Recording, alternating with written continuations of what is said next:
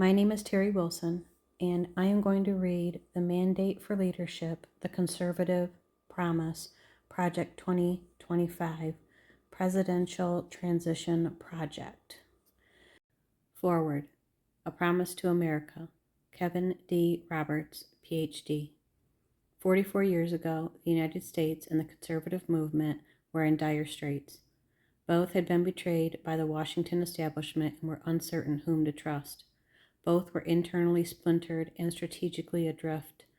Worse still, at that moment of acute vulnerability and division, we found ourselves besieged by existential adversaries, foreign and domestic. The late 1970s were, by any measure, a historic low point for America and the political coalition dedicated to preserving its unique legacy of human flourishing and freedom.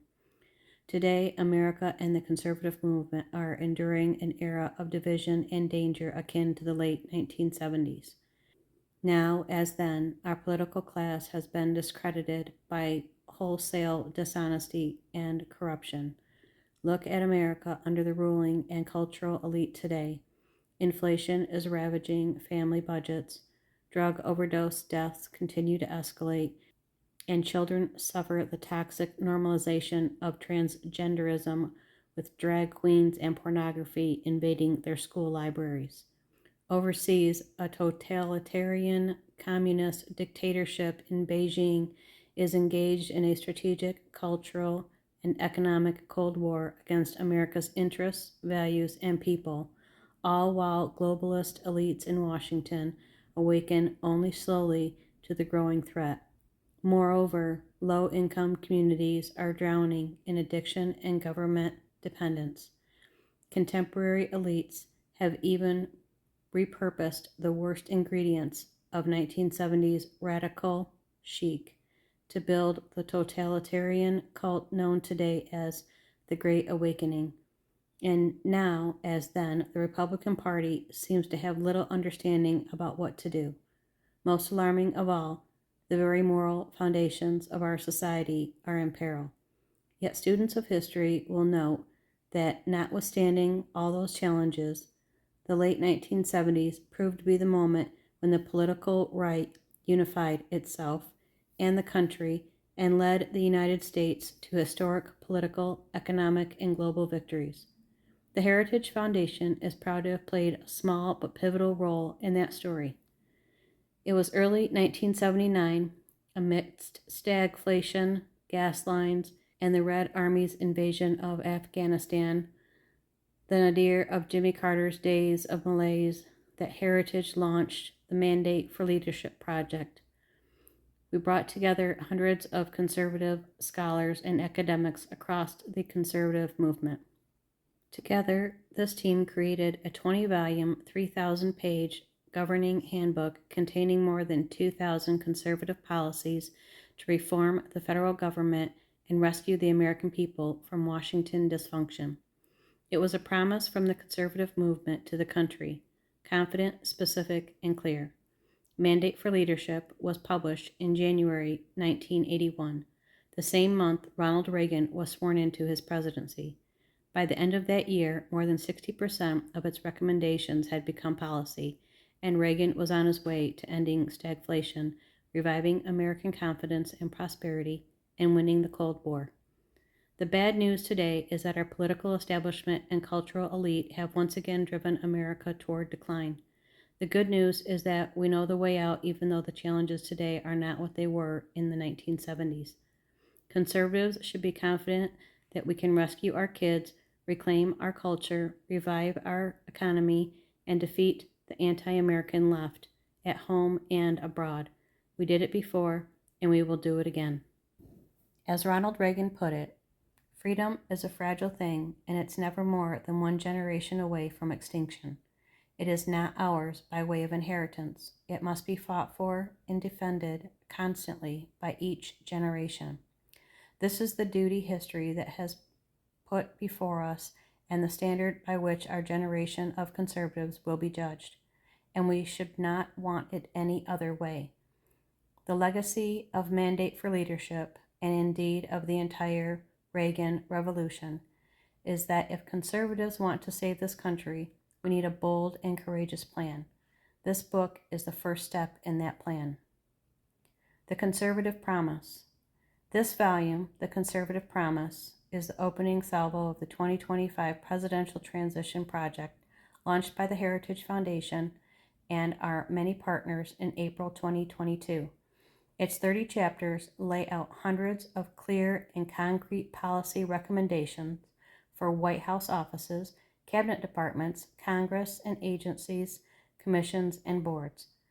Just as important as the scope of the Conservative Promise's recommendations is the breadth of its authorship.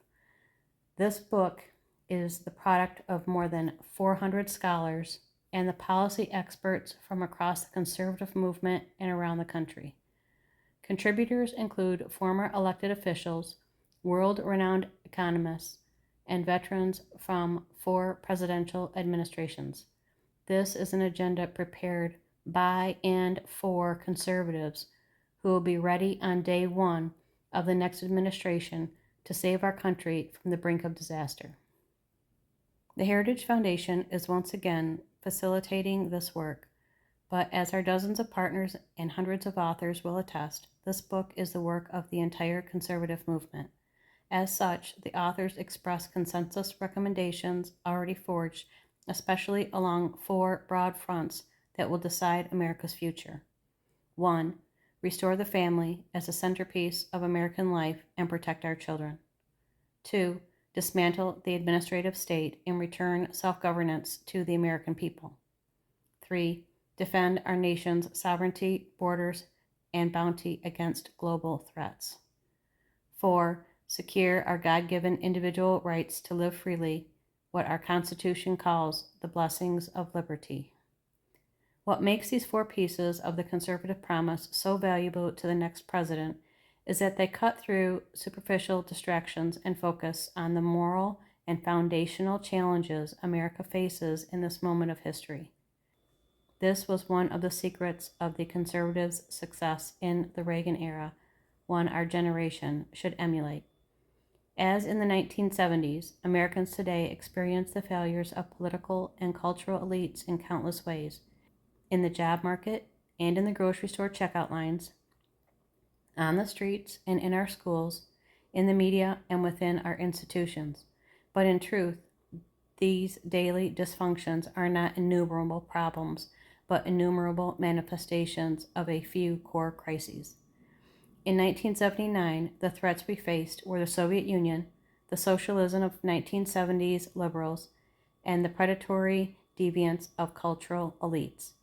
Reagan defeated these beasts by ignoring their tentacles and striking instead at their hearts. His approach to the Cold War: we win and they lose. His economic agenda: the human dignity of work and its many rewards. His platform in the culture wars: the community of values embodies in these words: family, work, neighborhood, peace, and freedom. This book and Project 2025 as a whole will arm the next conservative president with the same kind of strategic clarity, but for a new age. Promise number 1: restore the family as a centerpiece of American life and protect our children. The next conservative president must get to work pursuing the true priority of politics, the well-being of the American family. In many ways, the entire point of centralizing political power is to subvert the family. Its purpose is to replace people's natural loves and loyalties with unnatural ones. You see this in the popular left-wing aphorism: government is simply the name we give to the things we choose to do together. But in real life, most of the things that people do together have nothing to do with government. These are the mediating institutions that serve as the building blocks of any healthy society: marriage, family, work, church, school, volunteering. The name real people give to the things we do together is community, not government. Our lives are full of interwoven, overlapping communities, and our individual and collective happiness depends upon them. But if the most important community in each of our lives and the lives of the nation is the family. Today, the American family is in crisis. 40% of all children are born to unmarried mothers, including more than 70% of Black children. There is no government program that can replace the hole in a child's soul cut out by the absence of a father. Fatherlessness is one of the principal sources of American poverty, crime, mental illness, teen suicide, substance abuse, rejection of the church, and high school dropouts. So many of the problems government programs are designed to solve, but can't, are ultimately problems created by the crisis of marriage and family. The world has never seen a thriving, healthy, free, and prosperous society where most children grow up without their married parents. If current trends continue, we are headed toward social implosion. Furthermore, the next conservative president must understand that using government alone to respond to symptoms of the family crisis is a dead end. Federal power must instead be wielded to reverse the crisis and rescue America's kids from familial breakdown. The conservative promise includes dozens of specific policies to accomplish this existential task. Some are obvious and long-standing goals, like eliminating marriage penalties in federal welfare programs and the tax code, and installing work requirements for food stamps. But we must go further. It's time for policymakers to elevate family authority, formation, and cohesion as their top priority, and even use government power, including through the tax code, to restore the American family. Today, the left is threatening the tax-exempt status of churches and charities that reject woke progressivism. They will soon turn to Christian schools and clubs with the same totalitarian intent. The next conservative president must make the institutions of American civil society hard targets for woke culture warriors. This starts with deleting the terms sexual orientation and gender identity, SOGI, diversity, equity, and inclusion, DEI, gender equality, gender equity, gender awareness, gender sensitive, abortion, reproductive health, reproductive rights, and any other term used to deprive Americans of their First Amendment rights out of every federal rule, agency regulation, contract, grant, regulation, and piece of legislation that exists. Pornography, manifested today in the omnipresent propagation of transgender ideology and sexualization of children, for instance, is not a political Gordian knot inextricably binding the disparate claims about free speech, property rights, sexual liberation, and child welfare. It has no claim to First Amendment protection. Its purveyors are child predators and misogynistic exploiters of women. Their product is as addictive as any illicit drug and as psychologically destructive as any crime. Pornography should be outlawed. The people who produce and distribute it should be imprisoned. Educators and public librarians who purvey it should be classed as registered sex offenders, and telecommunications and technology firms that facilitate its spread should be shuttered. In our schools, the question of parental authority over their children's education is a simple one. Schools serve parents, not the other way around. That is, of course, the best augment for universal school choice, a goal all conservatives and conservative presidents must pursue. But even before we achieve that long-term goal, parents' rights as their children's primary educators should be non-negotiable in American schools.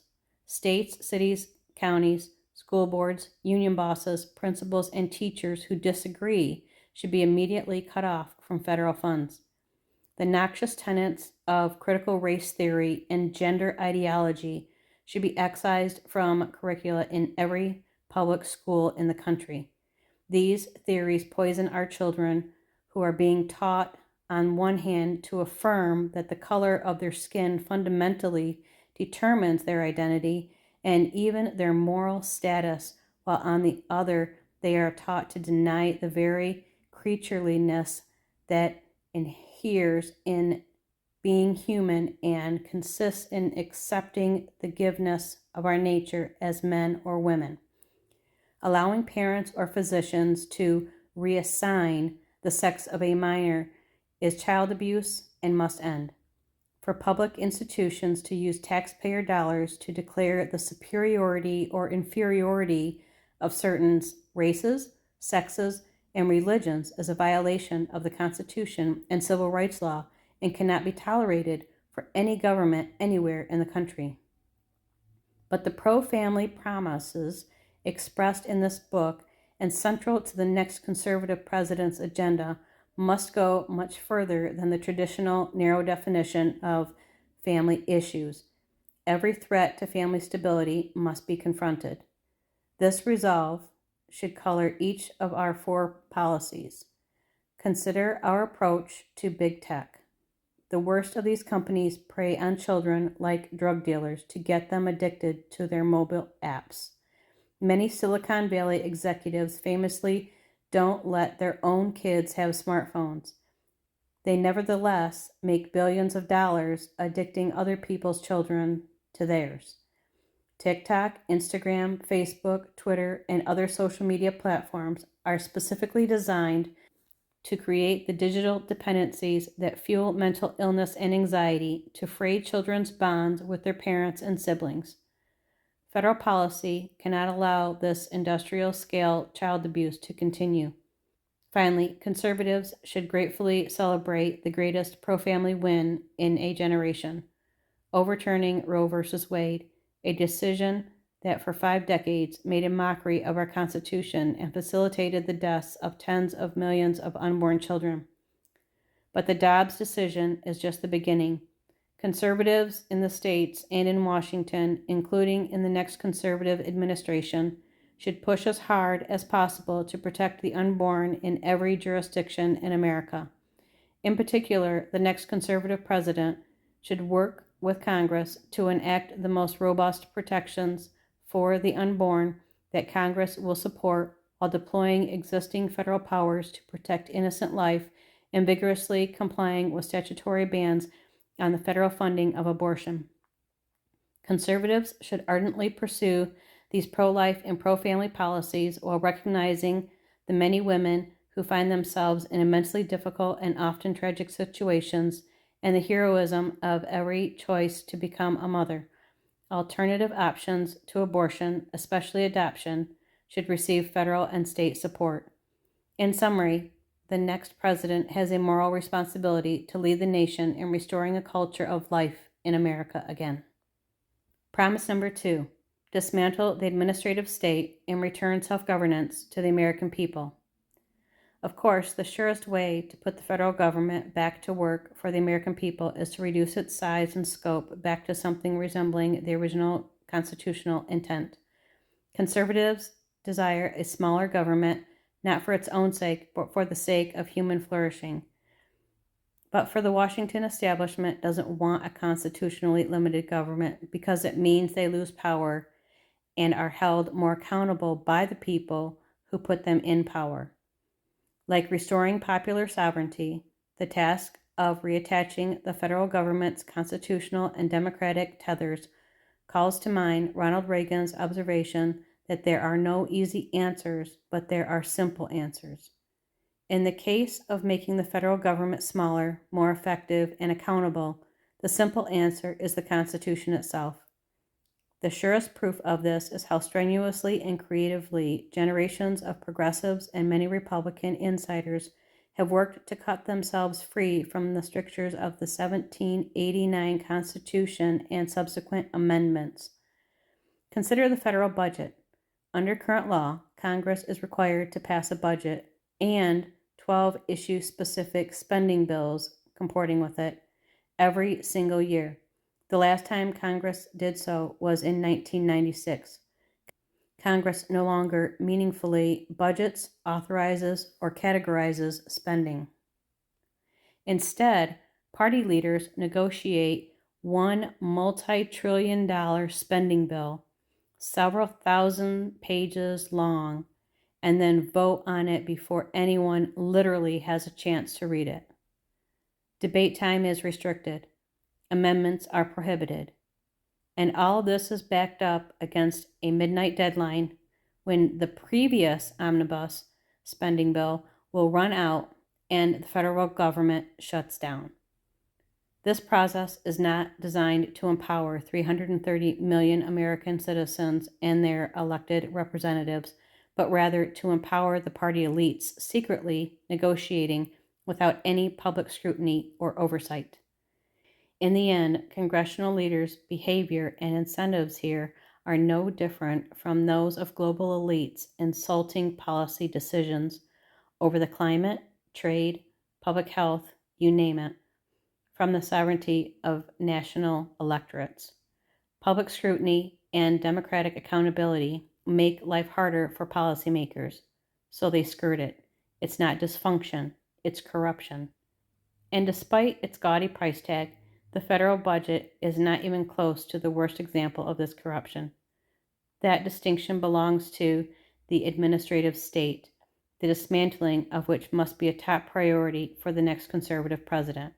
The term administrative state refers to the policymaking work done by the bureaucracies of the federal government's departments, agencies, and millions of employees. Under Article 1 of the Constitution, all legislative powers herein granted shall be vested in a Congress of the United States, which shall consist of a Senate and a House of Representatives. That is, federal law is enacted only by elected legislators in both houses of Congress. This exclusive authority was part of the framers' doctrine of separated powers. They not only split the federal government's legislative, executive, and judicial powers into different branches, they also gave each branch checks over the other. Under our Constitution, the legislative branch, Congress, is far and away the most powerful and correspondingly the most accountable to the people. In recent decades, members of the House and Senate discover that if they give away that power to the Article 2 branch of government, they can also deny responsibility for its actions. So today in Washington, most policy is no longer set by Congress at all, but by the administrative state. Given the choice between being powerful but vulnerable or irrelevant but famous, most members of Congress have chosen the latter. Congress passes intentionally vague laws that delegate decision-making over a given issue to a federal agency. That agency's bureaucrats, not just unelected but seemingly unfireable, then leap at the chance to fill the vacuum created by Congress's preening cowardice. The federal government is growing larger and less constitutionally accountable, even to the president, every year. A combination of elected and unelected bureaucrats at the Environmental Protection Agency quietly strangles domestic energy production through difficult-to-understand rulemaking processes. Bureaucrats at the Department of Homeland Security, following the lead of the feckless administration, order border and immigration enforcement agencies to help migrants criminally enter our country with impunity. Bureaucrats at the Department of Education inject racist, anti-American, ahistorical propaganda into America's classrooms. Bureaucrats at the Department of Justice force school districts to undermine girls' sports and parents' rights to satisfy transgender extremists. Woke bureaucrats at the Pentagon force troops to attend training seminars about white privilege, and bureaucrats at the State Department infuse U.S. foreign aid programs with woke extremism about intersectionality and abortion. Unaccountable federal spending is the secret lifeblood of the Great Awakening. Nearly every power center held by the left is funded or supported, one way or another, through the bureaucracy by Congress. Colleges and school districts are funded by tax dollars. The administrative state holds 100% of its power at the sufferance of Congress, and its insulation from presidential discipline in an unconstitutional fairy tale spun by the Washington establishment to protect its turf. Members of Congress shield themselves from constitutional accountability, often when the White House allows them to get away with it. Cultural institutions like public libraries and public health agencies are also as independent from public accountability as elected officials and voters permit. Let's be clear, the most egregious regulations promulgated by the current administration come from one place, the Oval Office. The president cannot hide behind the agencies. As his many executive orders make clear, his is the responsibility for the regulations that threaten American communities, schools, and families.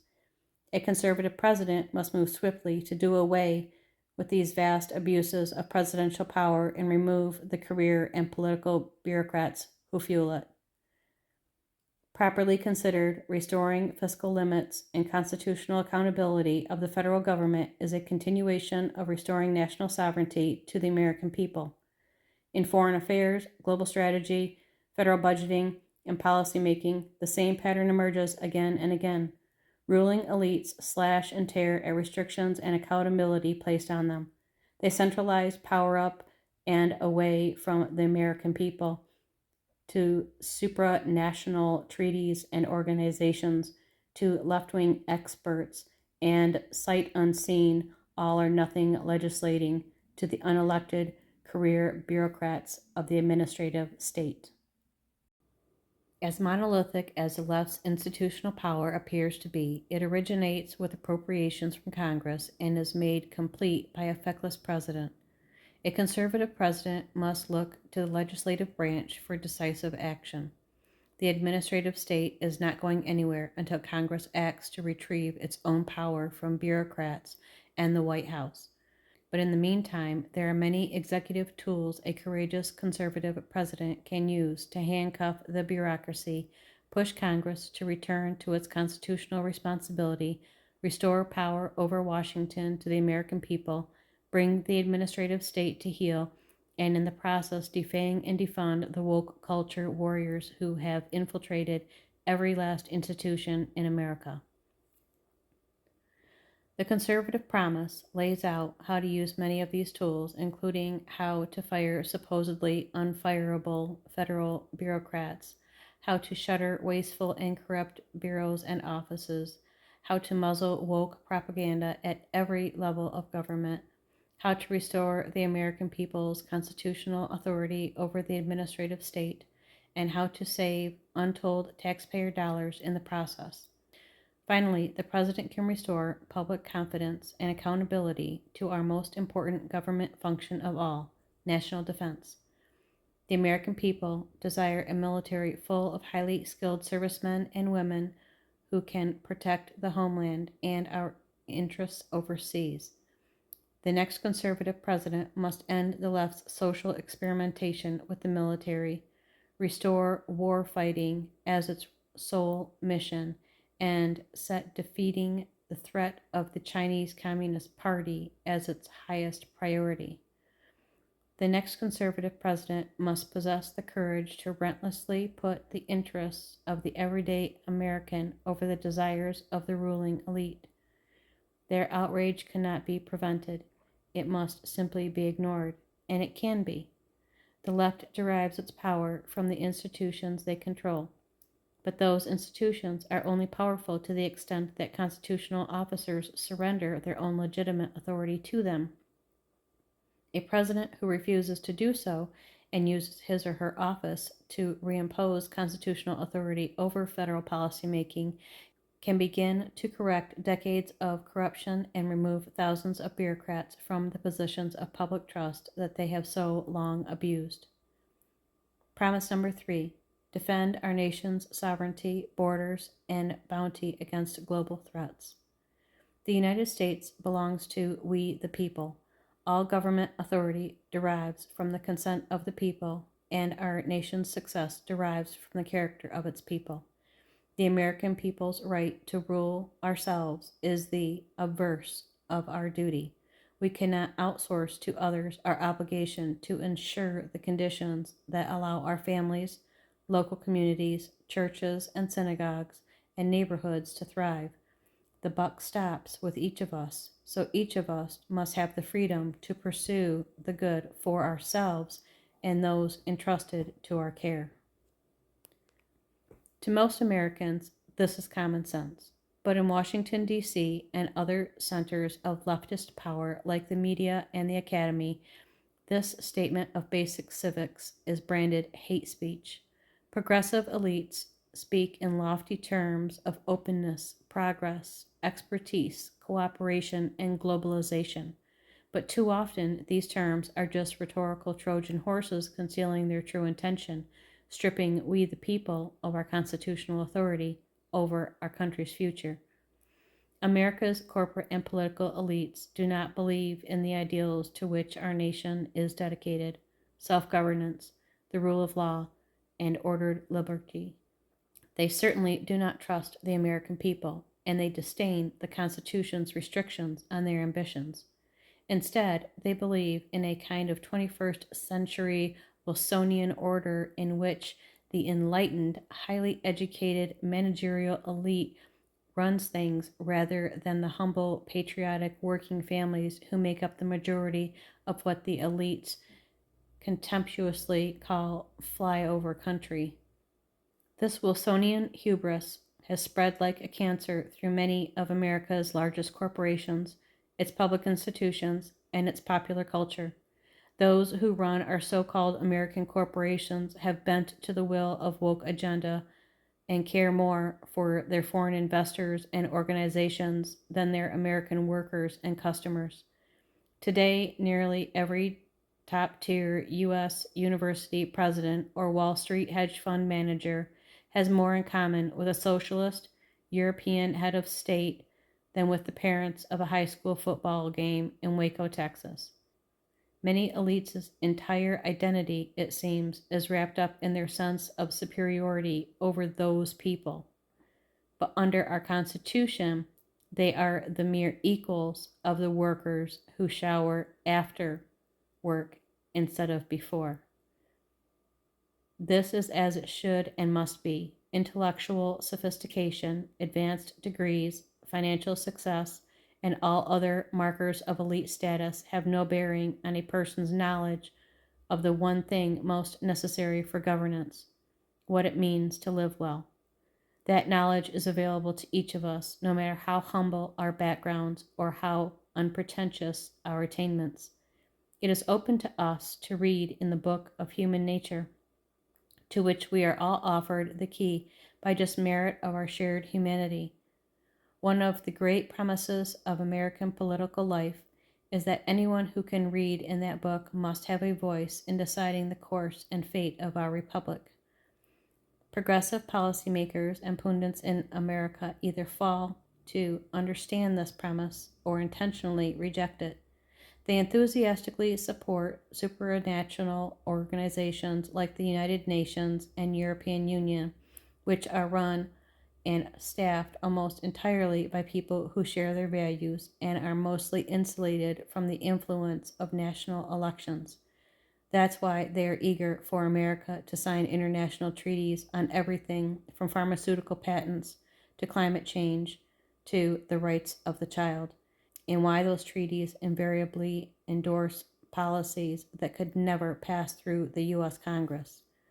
Like the progressive Woodrow Wilson a century ago, the woke left today seeks a world bound by global treaties they write, in which they exercise dictatorial powers over all nations without being subject to democratic accountability.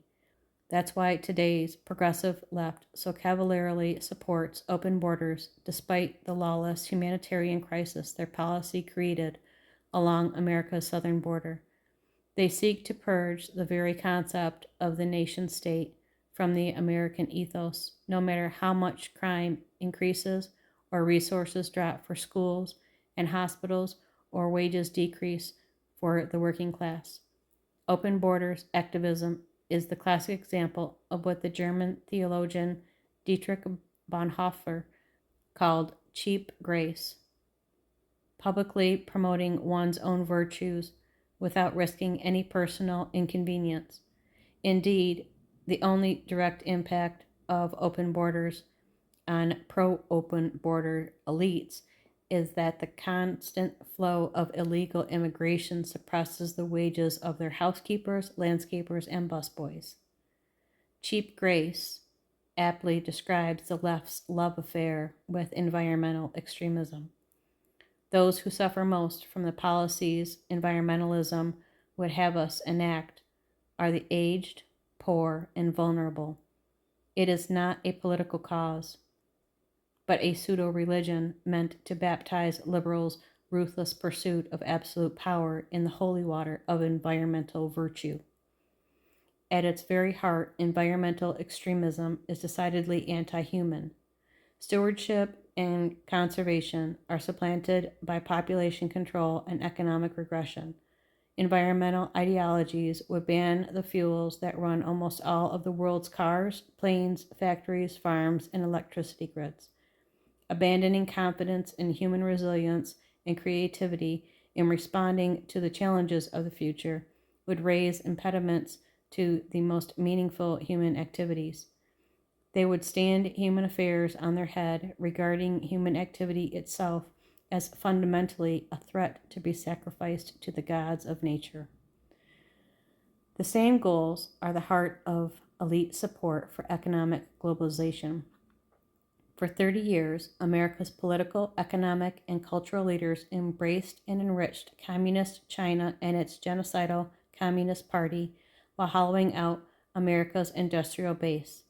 What may have started out with good intentions has now been made clear. Unfettered trade with China has been a catastrophe. It has made a handful of American corporations enormously profitable while twisting their business incentives away from the American people's needs. For a generation, politicians of both parties promised that engagement with Beijing would grow our economy while injecting American values into China. The opposite has happened. American factories have closed. Jobs have been outsourced. Our manufacturing economy has been financialized. And all along, the corporations profiting failed to export our values of human rights and freedoms. Rather, they import China's anti-American values into their C-suites. Even before the rise of big tech, Wall Street ignored China's serial theft of American intellectual property. It outright cheered the elimination of American manufacturing jobs. Learn to code, they would gloat. These were just the price of progress. Engagement at every step, Beijing's project, not America's. The Chinese Communist Party, CCP, dictated terms only to break them whenever it suited them. They stole our technology, spied on our people, and threatened our allies, all with trillions of dollars of wealth and military power financed by their access to our market. Then came the rise of big tech, which is now less a contributor to the U.S. economy than it is a tool of China's government.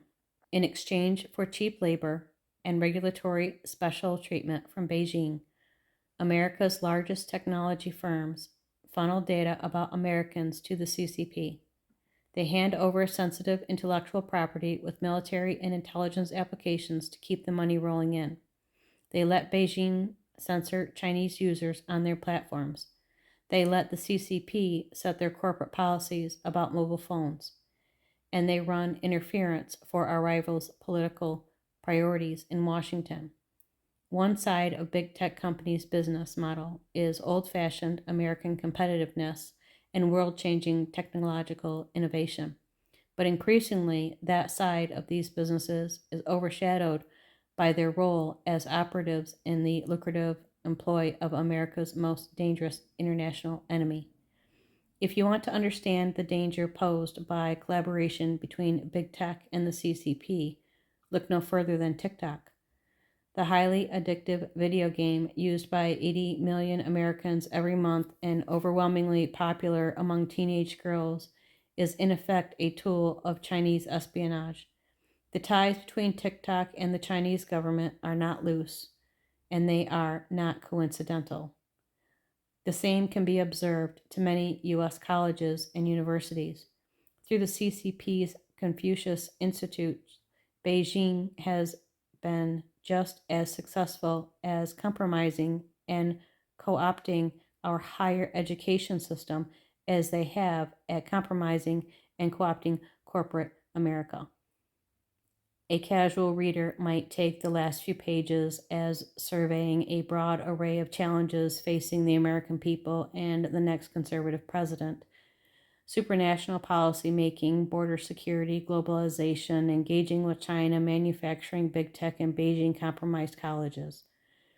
But these really are not many issues, but two. One, that China is a totalitarian enemy of the United States, not a strategic partner or fair competitor. And two, that America's elites have betrayed the American people. The solution to all of the above problems is not to tinker with this or that government program, to replace this or that bureaucrat. These are problems not of technocratic efficiency, but of national sovereignty and constitutional governance. We solve them not by trimming and reshaping the leaves, but by ripping out the tree, root, and branch. International organizations and agreements that erode our Constitution, rule of law, or popular sovereignty should not be reformed. They should be abandoned. Illegal immigration should be ended, not mitigated. The border sealed, not reprioritized. Economic engagement with China should be ended, not rethought. Our manufacturing and industrial base should be restored, not allowed to deteriorate further. Confucius Institutes, TikTok, and other arm of Chinese propaganda and espionage should be outlawed, not merely monitored. Universities taking money from the CCP should lose their accreditation, charters, and eligibility for federal funds. The next conservative president should go beyond merely defending America's energy interests, but go on offense, asserting them around the world. America's vast reserves of oil and natural gas are not an environmental problem. They are the lifeblood of economic growth.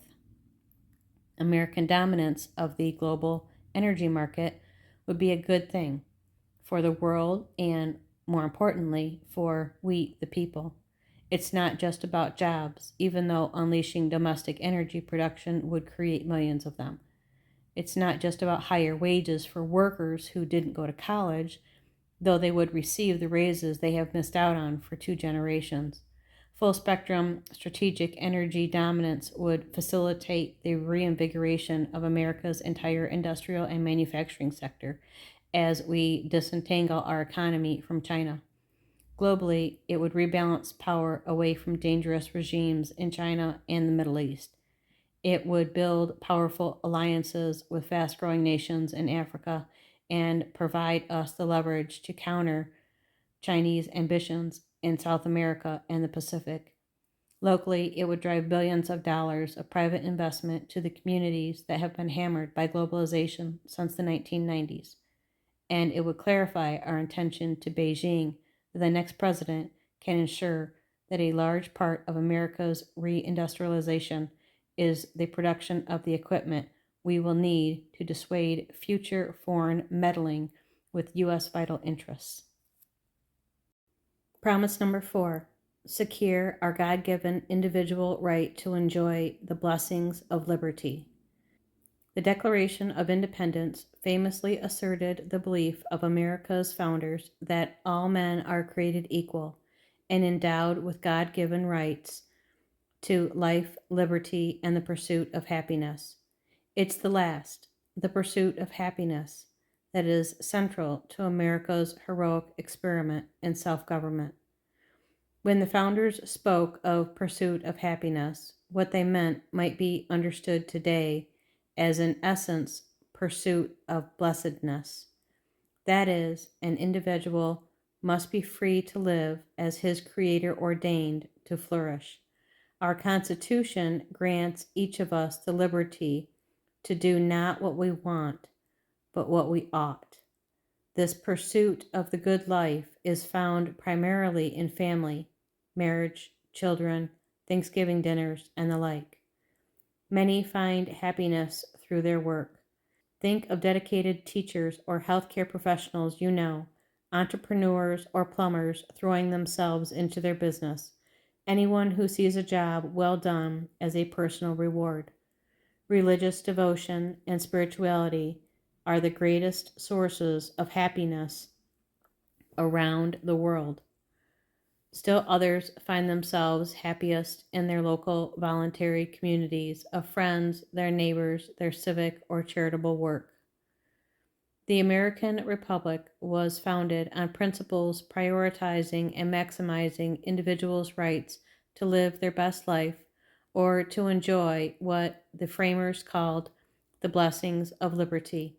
This is radical equality, liberty for all, not just of rights, but of authority, and that rich and powerful have hated about democracy in America since 1776. They resent Americans' audacity in insisting that we don't need them to tell us how to live. It's this inalienable right of self-direction, of each person's opportunity to direct himself or herself and his or her community to the good, that the ruling class disdains. With the Declaration and Constitution, our nation's founders handed to us the means with which to preserve this right. Abraham Lincoln wrote of the Declaration as an apple of gold in a silver frame, the Constitution. So must the next conservative president look to these documents when the elites mount their next assault on liberty. Left to our own devices, the American people rejected European monarchy and colonialism just as we rejected slavery, second-class citizenship for women, mercantilism, socialism, Wilsonian globalism, fascism, communism, and today, wokeism. To the left, these assertions of patriotic self-assurance are just so many signs of our moral depravity and intellectual inferiority, proof that, in fact, we need a ruling elite making decisions for us. But the next conservative president should be proud, not ashamed, of Americans' unique culture of social equality and ordered liberty. After all, the countries where Marxist elites have won political and economic power are all weaker, poorer, and less free for it. The United States remains the most innovative and upwardly mobile society in the world. Government should stop trying to substitute its own preferences for those of the people, and the next conservative president should champion the dynamic genius of free enterprise against the grim miseries of elite-directed socialism. The promise of socialism, communism, Marxism, progressivism, fascism, whatever name it chooses, is simple. Government control of the economy can ensure equal outcomes for all people. The problem is that this has never done so. There is no such thing as the government. There are just people who work for the government and wield its power, and who, at almost every opportunity, wield it to serve themselves first and everyone else a distant second. This is not a failing of one nation or socialist party, but inherent in human nature. Nighttime satellite images of the Korean peninsula famously show the free market South lit up, with homes, businesses, and cities electrified from coast to coast. By contrast, communist North Korea is almost completely dark, except for the small dot of the capital city, Pyongyang, where a psychotic dictator and his cronies live. The same phenomenon is on display in the infuriating fact that 4 of the 6 richest counties in the United States are suburbs of Washington, D.C., a city infamous for its lack of native productive industries. We see the same corruption expressed on an individual level whenever billionaire climate activists who want to outlaw carbon-fueled transportation fly to A-list conferences on their private jets, or when COVID-19 shut down politicians like former House Speaker Nancy Pelosi and California Governor Gavin Newsom were caught in the hair salon or dining at fancy restaurants after moralizing about how everyone else must stay home and forego such luxuries during the pandemic. For socialists who are almost always well to do, socialism is not a means of equalizing outcomes, but a means of accumulating power. They never get around to helping anyone else. The Soviet Empire was a social and economic failure.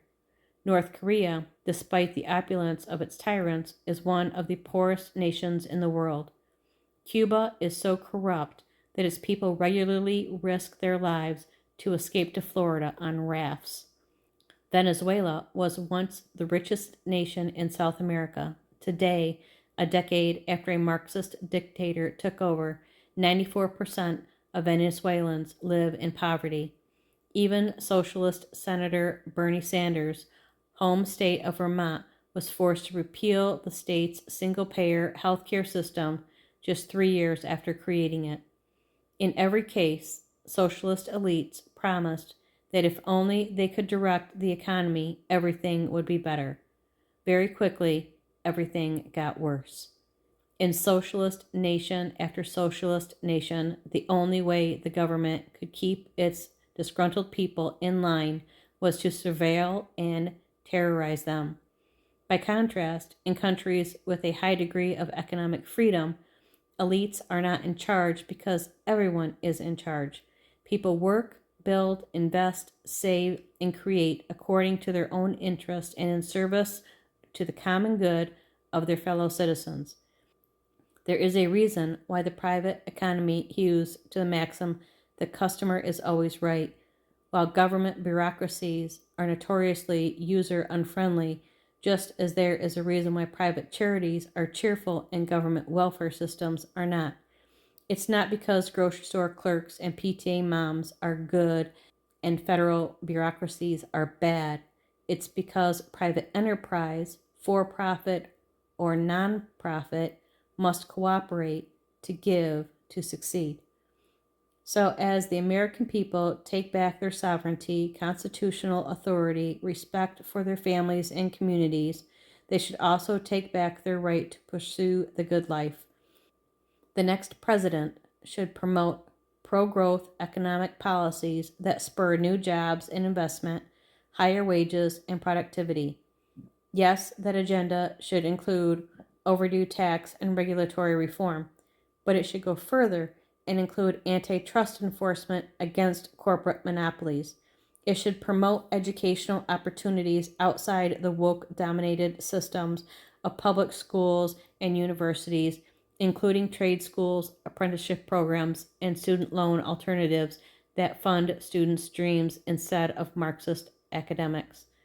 Just as important as expanding opportunities for workers and small businesses, the next president should crack down on the crony capitalist corruption that enables America's largest corporations to profit through political influence rather than competitive enterprise and customer satisfaction.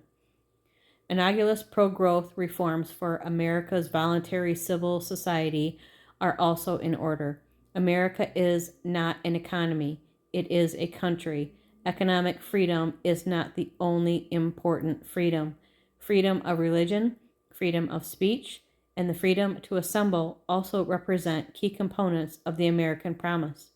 Today, in addition to the problem of big tech censorship, we see speakers at universities shouted down, parents investigated and arrested for attempting to speak at school board meetings, and donors to conservative causes harassed and intimidated. The next conservative president must defend our First Amendment rights. Best effort. Ultimately, the left does not believe that all men are created equal. They think they are special.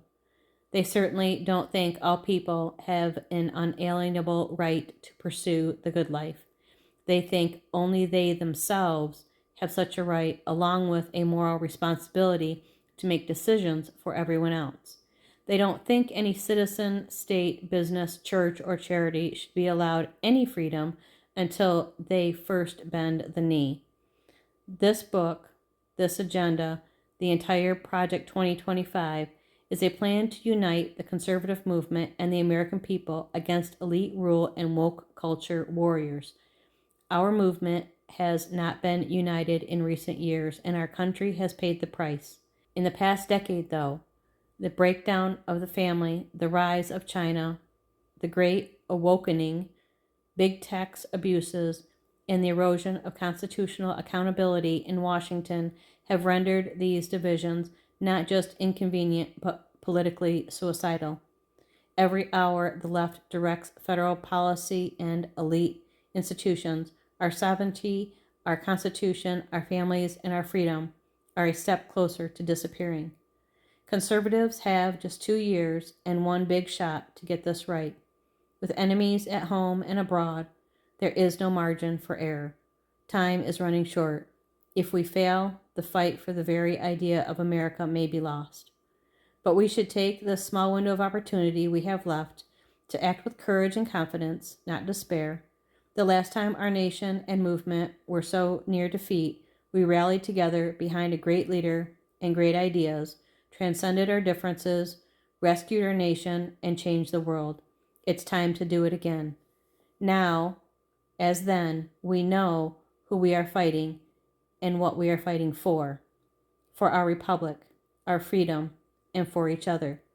The next conservative president will enter office on January 20, 2025, with a simple choice: greatness or failure. It will be a daunting test, but no more so than any generation of Americans has faced and passed. The conservative promise represents the best effort of the conservative movement in 2023 and the next conservative president's last opportunity to save our republic.